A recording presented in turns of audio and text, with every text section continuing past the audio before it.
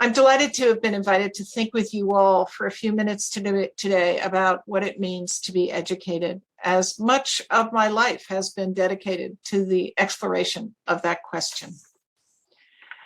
During our first week of college in 1964, my freshman class gathered in a cavernous auditorium designed to look like a medieval hall in order to hear an address from the college president. The ceremony was to be the capstone of our orientation week. This was Bryn Mawr, a venerable institution founded in the late 19th century to provide university-level education for women at a time when that was a revolutionary notion. From its beginnings, it had been a place of very serious intellectual ambition, and that had inspired many of us in attendance to choose to come there. The president, Miss Catherine McBride, embodied that seriousness to the point of being downright intimidating. She had been president since before any of us were born.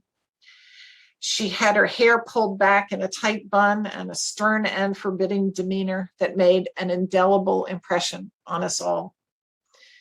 A half century later, I found myself a college president addressing gatherings of newly arrived freshmen. And I fear that what I said on those occasions was likely little noted nor long remembered. But much of Miss McBride's message has stayed with me to this day. I was struck, first of all, that she repeatedly referred to our work in an almost reverential way, the way one might describe an author or an artist's oeuvre. We were not just going to take classes or decide on majors. These would be part of a more all-encompassing understanding of our purposes.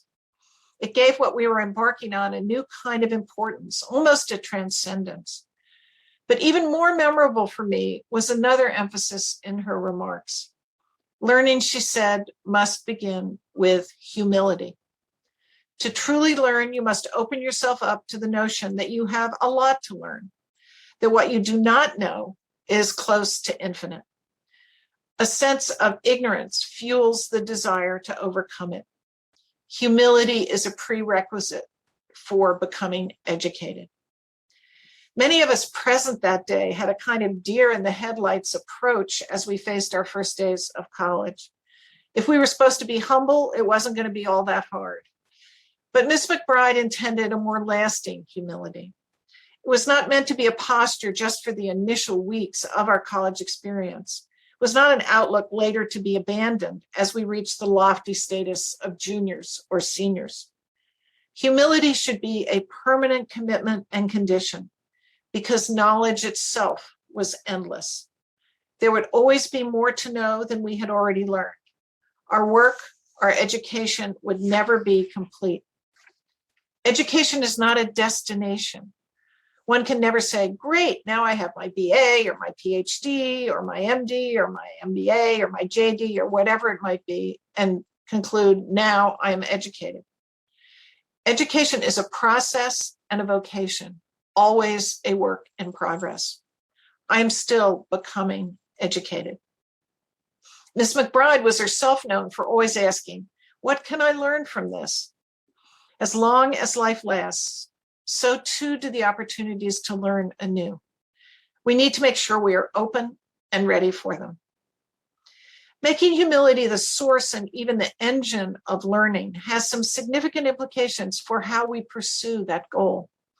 The first I've just mentioned. Education is lifelong because what you don't know will always exceed what you do. But embracing humility involves other imperatives as well. Almost by definition, humility is the opposite of narcissism and self-absorption. Education must be about seeing and knowing more than just about ourselves. Education requires us to look beyond our own experience and seek to understand our lives within a broader context. There are many intellectual avenues by which to accomplish this. The requirements of the undergraduate curriculum here at Brigham Young University outline a number of them, endeavoring to illuminate many of the pathways you might choose to follow. You have 187 possible majors. They range across all the sciences, social sciences, and humanities. The infinity of the galaxies, or the complexity of a single human cell are sobering reminders of the enormity of the universe in which we occupy such a minuscule place. Literary study takes us beyond ourselves as well, introducing us to characters and circumstances outside our own experience. The insights of a novelist or a playwright or a poet help us to get inside someone else's head, to see the world from a different perspective, through others' eyes. Literature is often described as nurturing the sense of empathy, of our ability to imaginatively project our own consciousness into that of another human being, or theirs into us. It encourages us to notice that which we might otherwise not see. Anthropology is another such avenue. In its pursuit of ethnography, it urges us to look at other worlds, at places and cultures that may seem strange and disorienting, humbling, as we come to recognize our dependence on the taken for granted assumptions of our own world. We seek to understand how people different from ourselves interpret their own behavior, how they construct habits, relationships, and beliefs. Why do people eat certain foods and not others? Why, by implication, do we? Why do they marry certain people and not others? How and why do different societies treat death differently? And what rituals do they observe to mark the meaning of those choices? Every field on offer here at BYU can enable you to develop a new perspective on your life and experience if you open yourself to being a little disoriented, to seeing your own assumptions and choices as contingent, to examining their foundations in order to understand them anew. The field of history to which I've devoted my life and career is one that I have found particularly suited to pose questions meaningful to my own experiences. James Baldwin once wrote, and I quote him, "People are trapped in history, and history is trapped in them." But learning and questioning can offer a means of escaping that entrapment. A true understanding of the past can disentangle us from lingering vestiges of harmful assumptions that may in hidden ways influence us still. Just as literature or anthropology or the sciences help us to see beyond ourselves, history enables us to do similar work by placing our lives in a context of time as well as space. It can help us understand what brought us to where we are, and thus free us to see how we might act in order to move towards where we want to go. A few years ago, I published a book about Americans' attitudes towards death in the 19th century, asking how they were affected by the enormous human cost of the Civil War. I was deeply moved by the many letters and diaries by soldiers and civilians alike describing bereavement and loss. But I was also struck by how our forebears lived in a world very different from our own. Modern American society has often been described as one that denies and endeavors to hide death. My colleague Atul Gawande, a distinguished surgeon who is also a best-selling author, has written powerfully about this. Mortality was not one of the things he learned about in medical school, he explains. There was a deep, and I quote him, reluctance to honestly examine the experience of aging and dying. The reality of death in our culture, he believes, has been largely hidden. In 19th century America, I found in my research, things were quite different. Of course, in an age of high infant mortality, an age before the discovery of the germ theory and antibiotics, mortality would have been more difficult to avoid or deny. But 19th century Americans chose to give death a central place in their systems of belief. By acknowledging that life will end, they insisted, a person embraces a sense of life's preciousness. Because it is finite, life must not just be treasured, but used to its fullest purpose. Awareness of death, they believed, gave life deeper meaning and purpose. Reading about how our forebears approached the devastation of civil war, whose death toll measured the equivalent of more than 7 million people in the United States today, I was made vividly aware of the choices our contemporary society has made in its approach to death. Choices quite different from those available to Americans just 150 years ago. Our reluctance to think about death, as Dr. Gawande illustrates in his moving book, Being Mortal, has led us to want to hide the aging and dying in nursing homes, to avoid speaking about death to individuals left to confront it alone, to fail to consult with the dying about what they most hope the quality of their last days and weeks might be. But my excursion into the past made me see these attitudes are not inevitable. People in other times and places have thought and acted otherwise. We would do well to open ourselves to what those from other times and places might tell us. Dr. Gawande urges us all to make other choices, to reform the experiences of aging and dying in a way that brings greater compassion to those facing the end of life. Dr. Gawande published his book well before the pandemic brought the realities of death in our country much closer to some of the experiences of the 19th century. When COVID-19 struck, we had no antibiotics that could end the spread of this disease. We had inadequate preparation and facilities for the sick and for those who died. We were as unprepared for the enormous death toll as 19th century Americans had been for the losses of the Civil War. When I learned last spring of a field hospital erected in Central Park and coffins piled up in refrigerated trucks awaiting burial, I felt I had been transported to another era I had only known through books and manuscripts. We had assumed a kind of confidence, even arrogance, that reassured us we were beyond anything like that. Immune, we might say, meaning it both literally and metaphorically. But we were not. We were facing some of the same dilemmas and were ourselves now struggling to retain not just our lives, but our sense of humanity and decency in face of the epidemic's demands. We could learn much about managing mass death by opening ourselves up to listen to the voices of those who have preceded us. As classicist Kyle Harper has written in an op-ed comparing our pandemic to a plague that ravaged ancient Rome, and I quote him, "History is powerful because we can identify with the hopes, follies, and sorrows of those who have come before us.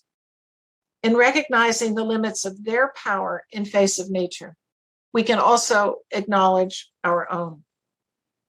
But these admissions of frailty, he urges, and I quote him again, should not make us fatalistic. Rather, it should inspire us to be less complacent. A deepened humility enables us not just to see more clearly, but to act, to understand our choices differently as we place them in the context of choices made by others in other times and places. It is both clarifying and empowering. And just as humility is a foundation for education, so education reinforces that humility. My research on death and 19th century Americans led me to believe there were things I could learn from them, things that they might have understood better than I did. But a lot of my investigations into the past have led me to a quite different set of conclusions. Many historical figures from that era believed, expressed, and actively defended views that today we find abhorrent. As part of a broader racial reckoning in this country, we are confronting and condemning those views. We are removing monuments and statues and building names intended to honor those who devoted their lives to advancing ideas and policies sharply at odds with our present-day commitments to equality and justice. We are right to be doing this. We should have stopped honoring such individuals long ago. We are just to claim in this instance that we know better than the past. So how then do these principles of openness and humility fit in? How can we be educated by listening to those we deplore as well as those we admire? I wrote my PhD thesis and first book about a group of pre-Civil War Southerners who defended slavery. Looking back, I'm sure that I was influenced in choosing this topic by having grown up in segregated 1950s Virginia, where all the adults influential in my life accepted and supported the indefensible racial status quo. These were the people who instructed me in the principles of Christianity in Sunday school and the principles of American democracy in my school classrooms. How had those I loved and even looked up to convinced themselves to accept a system so patently wrong, un-American, and un-Christian? I wondered a lot about this as a child, and at the age of 9, even defied my parents and wrote a letter to President Eisenhower demanding that he support school integration. Nearly 2 decades later, my PhD thesis represented another way of posing the same question, but this time to the inhabitants of a different century. How could white Southerners of the pre-Civil War era, who regarded themselves as decent Christian people, who got up in the morning believing they were righteous and moral, come not just to tolerate, but to actively defend such a cruel and unjust system? They were seen and saw themselves as upright citizens.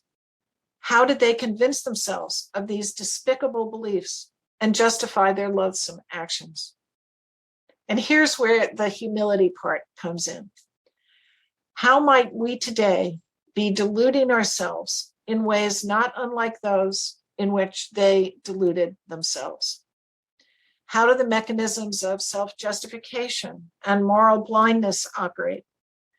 How did these antebellum Southerners define and understand their choices? How might we today, reflecting on their lives, be more clear-sighted about our own choices? I often wonder what our children and grandchildren and great-grandchildren will find appalling about us. That we eat meat? That we're not doing more about climate change? That one certainly. I hope that they will not just condemn and dismiss us, but endeavor to understand how we saw our options as we sought to live what we intended to be decent moral lives. I believe that if we approach the past with the goal of understanding rather than judging, we have the opportunity to learn from the shortcomings as well as the achievements of our forebears. If we can comprehend the sources and mechanisms of their blindnesses, perhaps we can better equip ourselves to acknowledge and confront our own. Studying history has diminished my eagerness to judge or condemn people in the past and present, and has enhanced my desire and I hope my capacity to understand and to see the world through others' eyes. Viet Thanh Nguyen, who fled Vietnam with his family at the age of 4, has written powerfully about the history and memory of what we in the United States call the Vietnam War. Confronting the difficult truths of the past, he argues, is essential to acting ethically in the present. Let me quote him. Reminding ourselves that being human also means being inhuman is important simply because it is so easy to forget our inhumanity or to displace it onto other humans. If we do not recognize our capacity to victimize, then it would be difficult for us to prevent the victimization carried out on our behalf, or which we do ourselves. History humbles us by revealing our capacity to victimize, but in that revelation, it equips us with the possibility of resisting those instincts and perhaps even overcoming them. I want to consider another manner in which humility is central to the lifelong project of education. And this has to do with the humility of acknowledging that we are lucky. No matter how many obstacles we have overcome, we have received our education in some measure through no cause of our own. Our parents, our health, our schools, our teachers, our coaches, our financial aid, a book that changed our lives, predecessors who fought for access to education, someone who guided us, someone who propped us up when we were down. persuaded us to persevere and not give up. We are all the product of much more than ourselves. Our search to become educated is made possible by those who came before us and those who walk alongside us. Learning occurs in communities, the community of those who have accumulated the knowledge we seek to master, the community that enables us to acquire it for ourselves. We're not hardwired to recognize this. We tend to attribute meaning, logic, cause to things that may be in large part fortuitous. We tend to overemphasize our own agency. Now, I don't want to belittle all that each one of you has done to earn your way to BYU and to thrive here. You should have great pride in all of it. But the opportunities we enjoy can come to seem like entitlements, ours because we deserve them. Part of becoming educated is understanding things might have been otherwise and accepting the obligation that comes with that recognition. Think of those who have not had our luck. Think of Malala, who was shot because she was determined to go to school. Think of enslaved men and women in the pre-Civil War South, risking severe punishment by secretly learning to read, although it was forbidden by law. Think of Helen Keller, unable to see or hear, who learned to read by tapping out words on her teacher's palm, and then went on to graduate from college and write 14 books. Think of all those who faced similar or even higher obstacles and not been able to find a path to overcome them. Education ought to be a right, but in too many instances in the world, in too many places in the world, it remains a privilege. We have been extraordinary beneficiaries of this privilege, and we must not take that for granted.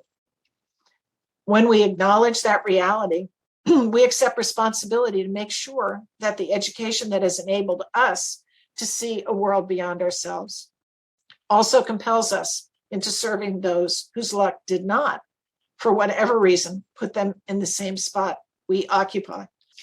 Each one, teach one. It's a saying often attributed to slavery times and the obligation that rested on any enslaved person who learned to read to then teach someone who hadn't. The phrase was also used by prisoners at Robben Island in South Africa, where Nelson Mandela was held for 18 years. Any prisoner who was literate had the obligation to instruct another. In 2017, Denzel Washington invoked the words in a commencement speech at Dillard University. Each one, teach one, he said. Don't just aspire to make a living, aspire to make a difference. Humbled by our good fortune, we should do whatever we can to share it. Though we continue to pursue it for our whole lives, we should never take our education for granted. A few years ago, the Graduate School of Education at Harvard adopted a motto that it emblazoned on banners and brochures and fundraising appeals. It was a great double entendre. Learn to change the world. Meaning number one, learn in order to change the world. Education changes the world. By implication, the School of Education is in a field that really matters. But also meaning number two, learn how to change the world, which the words imply one can do by acquiring specific skills and approaches at the ed school. The phrase is at once an invitation, come and learn how to change the world, and a statement of fact, education changes the world. Change, the message is, lies at the heart of what education does, how it empowers us and what it demands of us.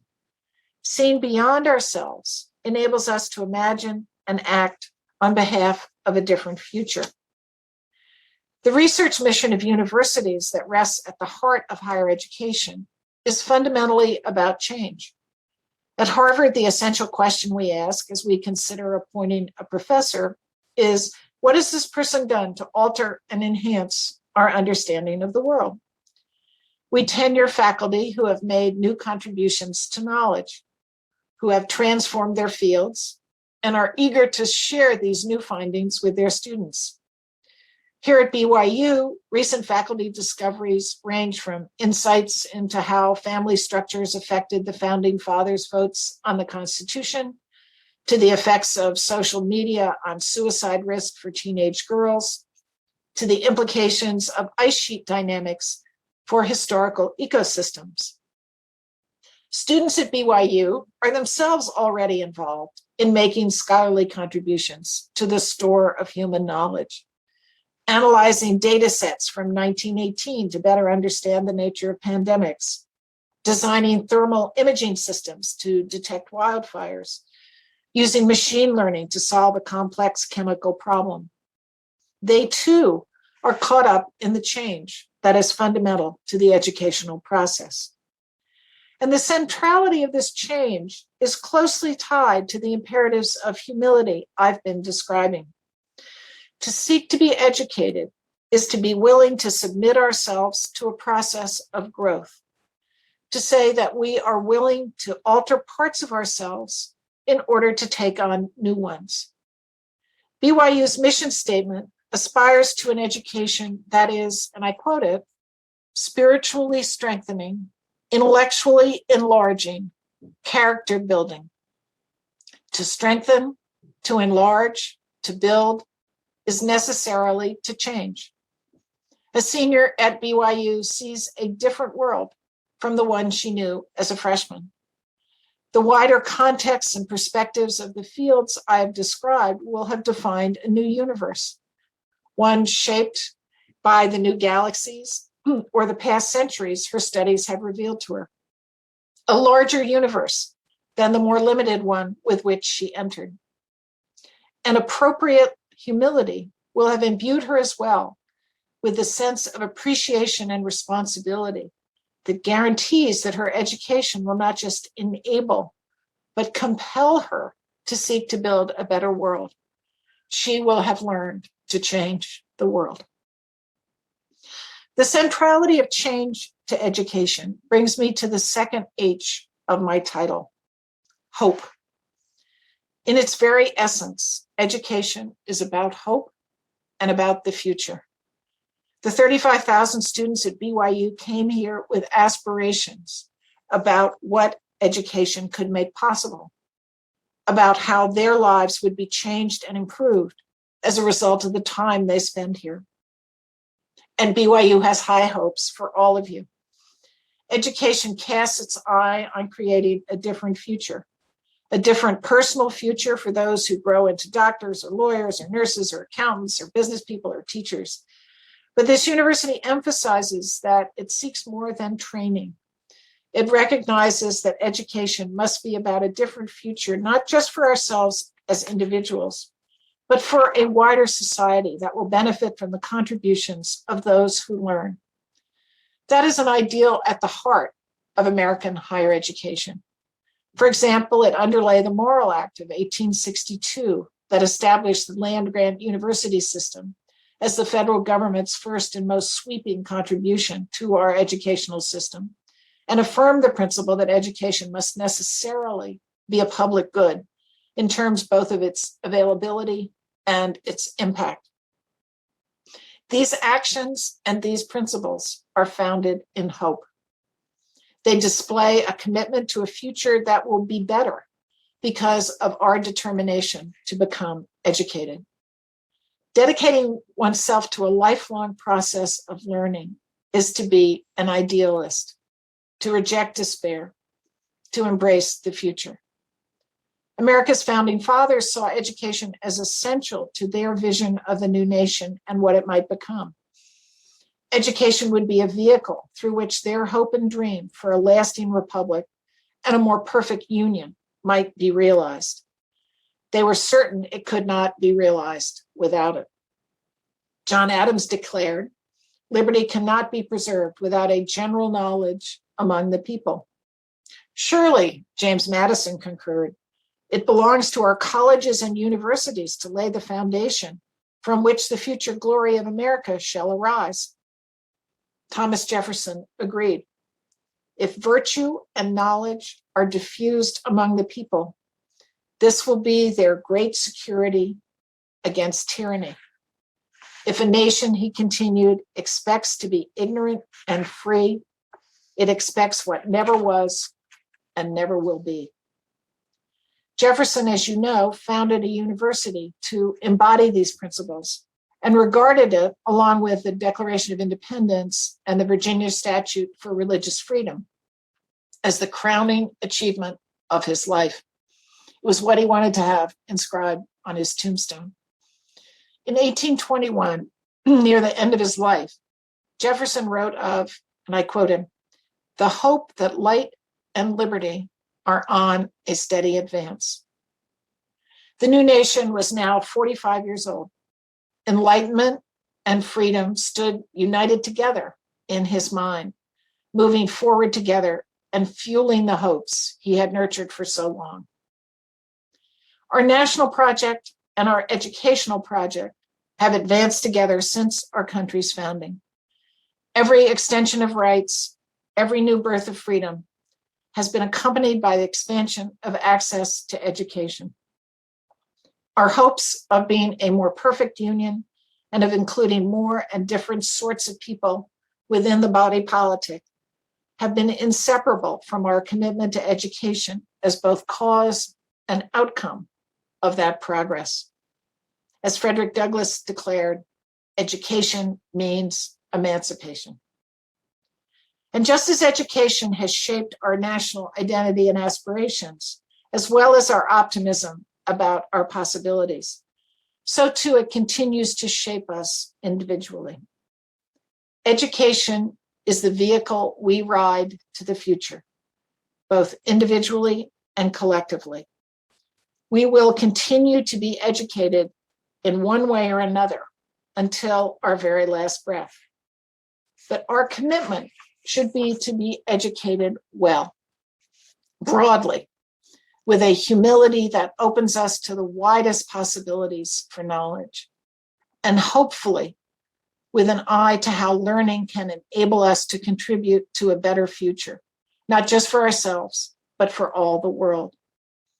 Benjamin Franklin once said that the great aim and end of all learning was, and I'm quoting him, an inclination joined with an ability to serve mankind. It would be hard to sum it up better than that. Thank you very much.